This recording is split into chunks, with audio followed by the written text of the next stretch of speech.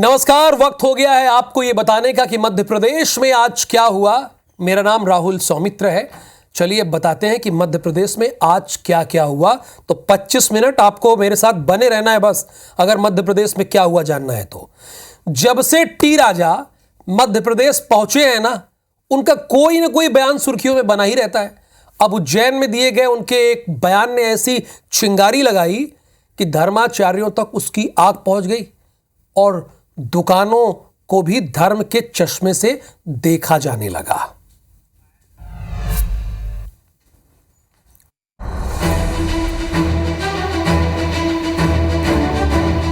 उज्जैन के महाकाल मंदिर के पास गैर हिंदू दुकानों को लेकर शुरू हुआ घमासान थमने का नाम नहीं ले रहा है। हैदराबाद के बीजेपी विधायक टी राजा के बयान के बाद अब मामला और भी तूल पकड़ता जा रहा है।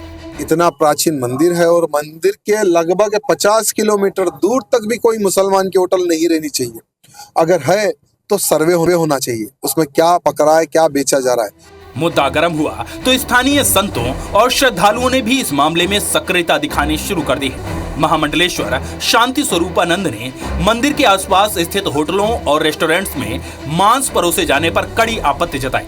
कम से कम मांस पर, अंडे पर, मदिरा पर सब तरह का प्रतिबंध महाकाल क्षेत्र में लगना चाहिए। उज्जैन को पवित्र तीर्थ नगरी घोषित करना चाहिए, जिससे ये सब चीज़ें प्रतिबंधित हों। तो वहीं मध्य प्रदेश ही नहीं, दूसरे राज्यों से आने वाले दर्शनार्थियों ने भी नाराजगी जाहिर की। रास्ता इतना दोनों समय ये मांस मदिरा के ये लटके हुए रहते हैं, मांस मदिरा इच्छा ही नहीं होती है। तो ठीक है, हमारी आस्था है कि प्रभु के दर्शन करने के लिए आ जाते हैं गुरुजी के, बाकी उस पर बिल्कुल प्रतिबंध लगना चाहिए। बाबा भोलेनाथ को तो ये चीज़ें बहुत ही, उनसे तो बहुत ही दूर होनी चाहिए। तो ये चीज़ें तो बिल्कुल आसपास में होनी नहीं चाहिए।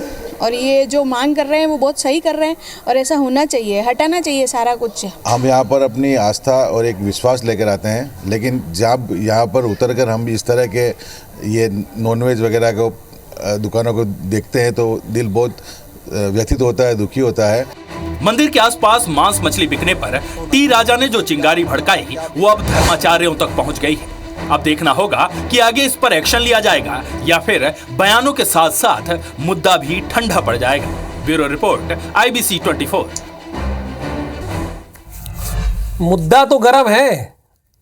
इधर मध्य प्रदेश में सिंधिया नाम जब भी लिया जाता है सियासत बड़ी हो जाती है।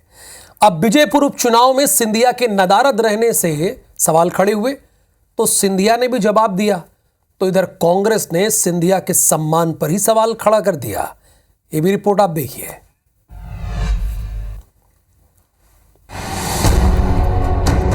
विजयपुर उपचुनाव खत्म हो गया, लेकिन चुनाव के नतीजों को लेकर सियासत थम नहीं रही। विजयपुर में चुनाव प्रचार से दूर रहे केंद्रीय मंत्री ज्योतिरादित्य सिंधिया से जब सवाल पूछा गया तो उन्होंने कहा कि मुझे कहा जाता तो मैं जरूर जाता। जरूर चिंता की बात है, पर मतों में भी बढ़ोतरी हुई है और अगर मुझे कहा जाता तो मैं जरूर जाता। सिंधिया कुछ बोले और कांग्रेस उसे लेकर घेराव ना करे, ऐसा कैसे हो सकता है? सिंधिया ने बयान दिया तो कांग्रेस ने बीजेपी में सिंधिया के सम्मान पर सवाल खड़े कर दिए। मुझे लगता है इनके निजी मामला है पार्टी का। अब इन्हें कितना वहाँ सम्मान मिल रहा है कितना नहीं, तो ये तो सिंधिया जी खुद मंथन करें। विजयपुर उपचुनाव में कांग्रेस की जीत तो बीजेपी को हार। ऐसे में बीजेपी के अंदर हार की टीस नजर आने लगी है। अब इस हार से बीजेपी में आपसी खींचतान बढ़ती है या अगले चुनाव की तैयारियों में मजबूती, ये बड़ा सवाल है। Bureau report, IBC 24। चूंकि सीएम मोहन यादव विदेश दौरे से लौटे हैं, यूके और जर्मनी की यात्रा से, प्रेस कॉन्फ्रेंस कर रहे हैं। क्या कह रहे हैं सुनाते हैं आपको। आप संकट क्या है, ऐसा करो ना, इधर में से कोई एक बड़ा करो ना जो इनमें से एक हाथ उठाना वो करवा दे। आपने IT सेक्टर को लेकर कहा है कि IT पार्क बनाएंगे वो यहाँ पर मध्य प्रदेश में। अभी तक जितने भी IT पार्क है वो राज्य सरकार के IT पार्क है। एक दूसरा कि मैं इसलिए कह रहा हूँ कि पिछले 25 साल से मैं IT की पत्रकारिता कर रहा हूँ, मध्य प्रदेश का मेरा सवाल ये है कि वो IT पार्क में क्या डेटा सेंटर बनाएंगे, क्लाउड का खोलेंगे, ड्रोन का खोलेंगे, सॉफ्टवेयर का खोलेंगे, इस सेक्टर में कितना लाएंगे? देखिए दोनों बातें हैं। मैंने कहा कि हम सब सेक्टर की बात कर रहे हैं, तो आईटी में हमारी पॉलिसियाँ पूरे देश में सबसे आकर्षक है। आपने कहा गवर्नमेंट, अब केवल गवर्नमेंट के नहीं, आप प्राइवेट सेक्टर भी बना सकते हैं, आप डाटा सेक्टर भी बना सकते हैं। इस आधार पर हमने अपने अभी इसी महीने दिसंबर में हमारे 2 जगह भूमि पूजन हम कर रहे हैं। आप कितनी छोटी सी बात है, हमारे इंजीनियरिंग कॉलेज के कैंपस में जहाँ से बच्चे निकल रहे हैं, हम उसी में आईटी पार्क बना रहे हैं कि वहीं से बच्चे निकले, वहीं काम धंधा मिल जाए उनको। उसके बलबूते में हमारे इंजीनियरिंग कॉलेज को भी कुछ बदले में कुछ राशि देंगे और भविष्य की संभावना। तो doctor Mohan Yadav press conference कर रहे थे, पत्रकारों के सवालों का जवाब दे रहे थे। इस वक्त बांग्लादेश के हालात बद से बदतर होते जा रहे हैं, तो साथ ही वहां हिंदुओं पर लगातार हमले हो रहे हैं, अटैक हो रहे हैं, जिससे चिंता बढ़ गई है। इसे लेकर भारत ही नहीं, विदेशों से भी खूब आवाजें उठ रही हैं। ऐसे में स्वयंसेवक संघ भी सक्रिय हो गया है। बांग्लादेश को लेकर क्या प्लान है आरएसएस का, आपको इस रिपोर्ट में दिखाते हैं।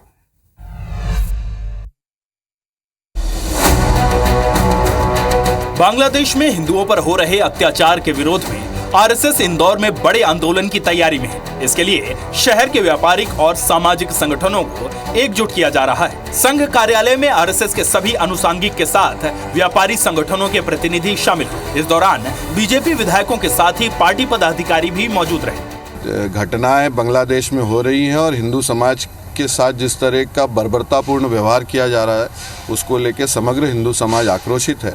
उसी कड़ी में आज ये बैठक थी। सरकार से हम सबका एक आग्रह है कि ऐसी घटनाएं जो हैं वो किस प्रकार से बंद हो सकती है। वहाँ की जो राजनीतिक क्षेत्र में काम करने वाले लोग हैं वो, इसके अलावा अंतर्राष्ट्रीय स्तर पर एक दबाव बनना चाहिए। इस बैठक में तय हुआ कि बांग्लादेश में हिंदुओं पर हो रहे अत्याचार के खिलाफ आरएसएस के सर्व हिंदू समाज 4 दिसंबर को आक्रोश रैली निकालेगा, जो लालबाग परिसर से कलेक्ट्रेट पहुंचेगी, जहां अधिकारियों को ज्ञापन सौंपा जाएगा। बुलडोजर इस वक्त खूब चल रहा है, इस बार भी चला, लेकिन अवैध बूचड़ खानों पर, खंडवा में अवैध रूप से बनाए गए बूचड़ खानों को प्रशासन ने जमींदोज कर दिया। इस दौरान भारी पुलिस बल भी तैनात रही वहां पर। रिपोर्ट देखिए ना आप।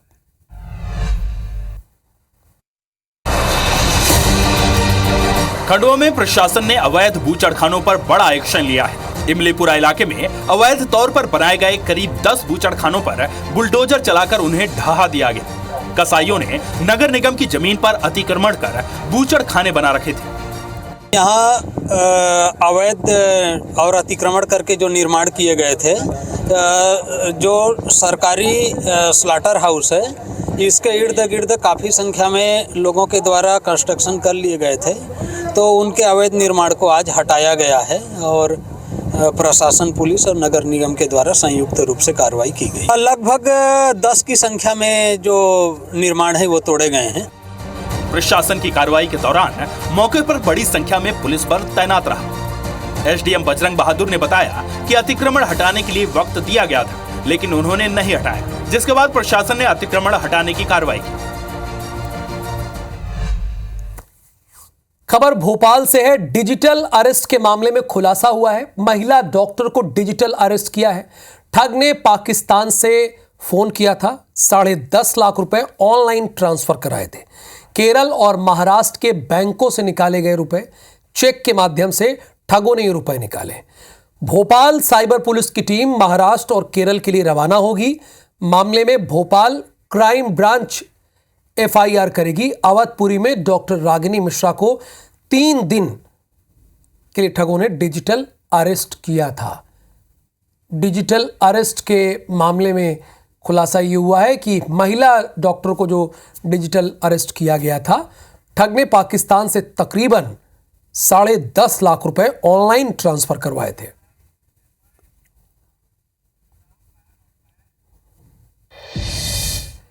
जबलपुर में एक 70 साल के बुजुर्ग को एनआरआई युवती से दोस्ती करना भारी पड़ा।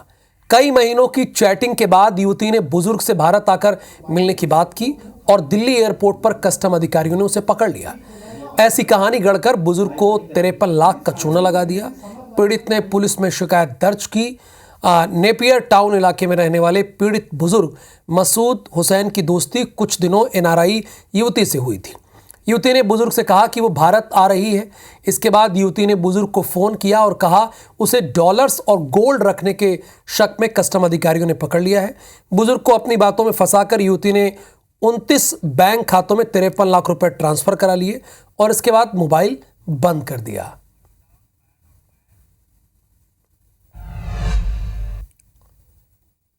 समझ गए ना, अजनबी से दोस्ती नहीं करनी है, गांठ बांध लीजिए। अब ये भाई साहब शिकायत करने गए कि 53 लाख चला गया। अरे भाई आपने दोस्ती क्यों की? कोई फोन कर देगा और आप दोस्ती कर लेंगे? ये सबक है, आपको नहीं करना है ना। आगे बढ़ता हूं। मध्य प्रदेश में न सिर्फ आम जनता फर्जी कॉल से परेशान है, बल्कि अब मंत्रालय के कर्मचारी भी इससे परेशान हो रहे हैं।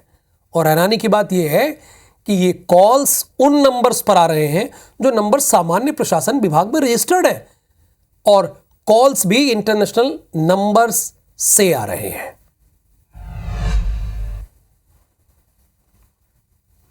मध्य प्रदेश में मंत्रालय के अधिकारी और कर्मचारियों के मोबाइल पर पिछले कुछ दिनों से फर्जी कॉल आ रहे हैं, जिससे अधिकारी और कर्मचारी काफी परेशान हैं। इन कॉल्स में मोबाइल सेवाएं बंद करने या फिर भेजे गए लिंक का इस्तेमाल करने को कहा जा रहा है। ऐसे कॉल सिर्फ उन नंबरों पर आ रहे हैं जो नंबर सामान्य प्रशासन विभाग के पास रजिस्टर्ड है। जिन कर्मचारियों अधिकारियों के पास एक से अधिक नंबर हैं, उनके केवल उसी नंबर पर कॉल आए हैं जो शासन के पास रजिस्टर्ड है। कांग्रेस ने इस मामले को गंभीर बताया है, तो वहीं मंत्री नरेंद्र शिवाजी पटेल ने कार्रवाई करने की बात कही। और इसकी जांच कराने के लिए और हमारे डेटा को सुरक्षित करने के लिए और जो ये भय व्याप्त हो रहा है कर्मचारी, इसको दूर करने के आवश्यक कदम उठाने के लिए सरकार से अभी आग्रह किया है। साइबर क्राइम वालों को इसको देखना चाहिए, क्रॉस चेक करना चाहिए। इन्फॉर्मेशन के बारे में जो खिलवाड़ कर रहे हैं लोग, इनको क्रॉस चेक करके ब्लॉक करना चाहिए। इंटरनेशनल के भी फ्रॉड करने वाले लोग यदि इसमें शामिल हो रहे हैं तो उनकी चिंता पे मध्य प्रदेश शासन गंभीरता से विचार करेगा। ये केस अब चिंता का विषय बन गया है। अब देखना होगा कि आगे क्या कार्रवाई होती है।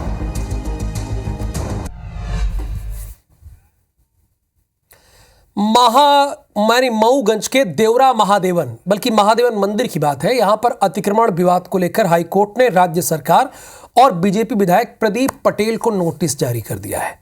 साथ में आईजी रीवा है, एसपी मऊगंज है, इनको भी नोटिस जारी करके जवाब मांगा गया है कि भाई जवाब दीजिए, आप आईजी होंगे लेकिन जवाब देना पड़ेगा। कोर्ट के स्टे के बावजूद मऊगंज विधायक के दबाव में अतिक्रमण हटाने के आरोप हैं, जिसे लेकर अब हाई कोर्ट ने यथास्थिति बनाने के आदेश दिए हैं। इस मसले पर हाई कोर्ट 2 हफ्ते बाद अगली सुनवाई करेगा। रायसेन में सांची महाबोधि महोत्सव की शुरुआत हो चुकी है। इसकी भव्यता देखते ही बनती है भगवान गौतम बुद्ध की पूजा अर्चना के साथ विशाल रैली भी निकाली गई। कुछ खास है इस रिपोर्ट में, आप जरूर देखिए। रायसेन में 2 दिवसीय सांची महाबोधि महोत्सव का शुभारंभ हुआ। भगवान गौतम बुद्ध के परम शिष्य महामोदग्लायन और सरिपुत्र की पवित्र अस्थियों की पूजा अर्चना की गई। इसमें कैबिनेट मंत्री प्रहलाद पटेल शामिल हुए। रायसेन जिला प्रशासन और महाबोधि सोसाइटी के पदाधिकारियों की उपस्थिति में मंदिर के तलघर से पवित्र अस्थि कलश को कड़ी सुरक्षा के बीच निकाला गया। इस बार 72nd एनिवर्सरी को मना रहा हूँ। इस बार विशेष तौर पर भारत के प्रधानमंत्री श्री मोदी जी ने उनका संदेश भी भेजा है और यहाँ के चीफ मिनिस्टर सब लोग इस महोत्सव को सक्सेस करने के लिए सभी सहयोग महाबोधि सोसाइटी को दिए जा रहे हैं। ये मेला नहीं है, वास्तव में पवित्र दिन है, जिस दिन न सिर्फ भारत के बल्कि भारत से बाहर के लोग आकर उन स्मृतियों को भी एक बार याद करते हैं और उन पवित्र अस्थियों के दर्शन भी करने का मौका मिलता है। बुद्ध का संदेश एक ही मैं समझती हूँ कि शांतिपूर्ण देश के लिए बहुत ज़रूरी है। जो हमारा देश अभी सारी चीज़ों में बटा हुआ है, सारे धर्मों में बटा हुआ है, उसको अब एक होने की जरूरत है और शांति का संदेश ही बुद्ध का संदेश माना जाता है। कलश की विधिवत पूजा करने के बाद भगवान गौतम बुद्ध की शोभा यात्रा निकाली गई। शहरों में सफाई अभियान तो खूब चलता है, जगह जगह से कचरा उठाने के लिए नगर निगम खूब मेहनत करता है, लेकिन वो कचरा जहां डंप किया जाता है वहां के लोगों के लिए ये कचरा मुसीबत बन जाता है। दतिया में भी ट्रेचिंग ग्राउंड न सिर्फ गायों के लिए बल्कि लोगों के लिए भी जानलेवा होता जा रहा है।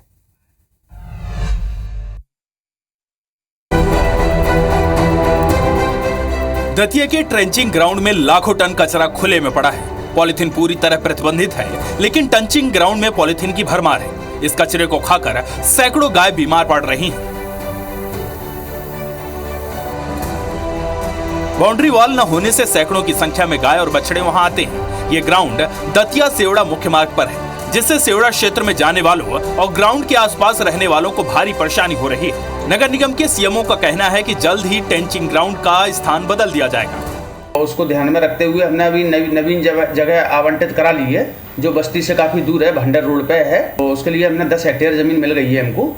थोड़ा अप्रोच रोड का काम चल रहा है, 1-2 पुलिया बनना है उस पर, और बस उसके बाद जैसे ही वो हमारी अप्रोच रोड क्लियर हो जाती है तो हम यहाँ से पूरा कचरा शिफ्ट करा देंगे। लेकिन ये कब तक बदला जाएगा, ये बड़ा सवाल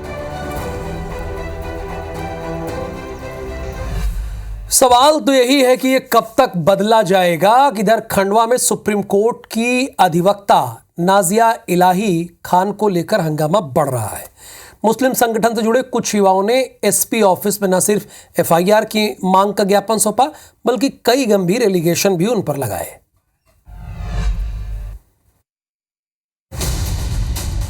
मुस्लिम महिलाओं के लिए काम करने वाली सुप्रीम कोर्ट की अधिवक्ता नाजिया इलाही खान के खिलाफ खंडवा के कुछ युवाओं ने मोर्चा खोल दिया है। मुस्लिम संगठन से जुड़े युवाओं ने नाजिया पर धार्मिक भावनाओं को आहत करने का आरोप लगाया है। मंदिर होगी तो मंदिर वाले को मिलेगा, और मजार तो ऐसे भी नहीं है भाई अल कुरान के हिसाब से। तो मुझे ऐसा लगता है कि एएसआई का डर उसको होता है जिस चोर की दाढ़ी में तिनका होता है। अगर चोर की दाढ़ी में तिनका नहीं है तो भाई आर्कियोलॉजिकल सर्वे रिपोर्ट से डरते काहे हो? हुजूर गरीब नवाज को ऐसी नाजिया की जरूरत नहीं है। हर टाइम जो छठी शरीफ होती है तो सरकार की तरफ से वहाँ पे चादर पेश की जाती है। तो इस तरह के प्रोपेगेंडा सिर्फ सेलिब्रिटी बनने के लिए किया जाता है। इन युवाओं ने नाजिया पर एफआईआर दर्ज करने को लेकर एसपी दफ्तर में ज्ञापन सौंपा। ज्ञापन में कहा गया कि नाजिया ने अजमेर दरगाह को लेकर विवादित बयान दिया है, जिससे मुस्लिम समाज की धार्मिक भावनाएं आहत हुई। नाजिया शहीदों की श्रद्धांजलि सभा में हिस्सा लेने खंडवा आई थी। मध्य प्रदेश में खाद की किल्लत ने किसानों की कमर तोड़ दी। वो न बुआई कर पा रहे हैं, न ही खेतों पर काम दिख रही है, तो सिर्फ खाद को लेकर लंबी लंबी लाइन।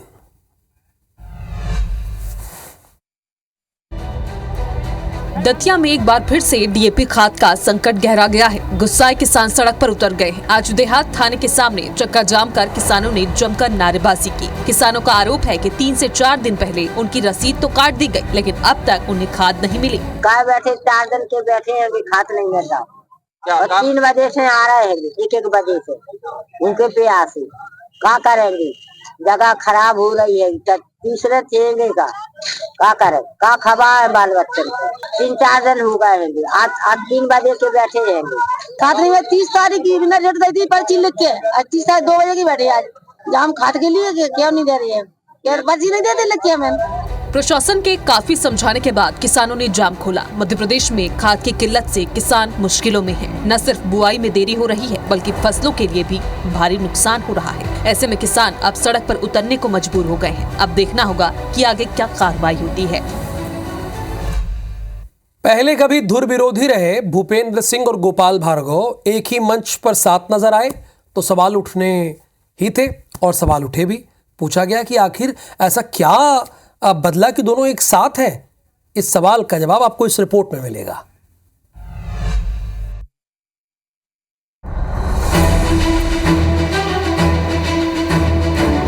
सागर में धार्मिक मंच पर ऐसा सियासी रंग देखने को मिला कि राजनीति को लेकर तरह तरह के अटकलें लगने लगी। पूर्व गृह मंत्री भूपेंद्र सिंह के बेटे अविराज सिंह के जन्मदिन पर आयोजित भजन संध्या में भूपेंद्र सिंह और गोपाल भार्गव एक साथ नजर आए।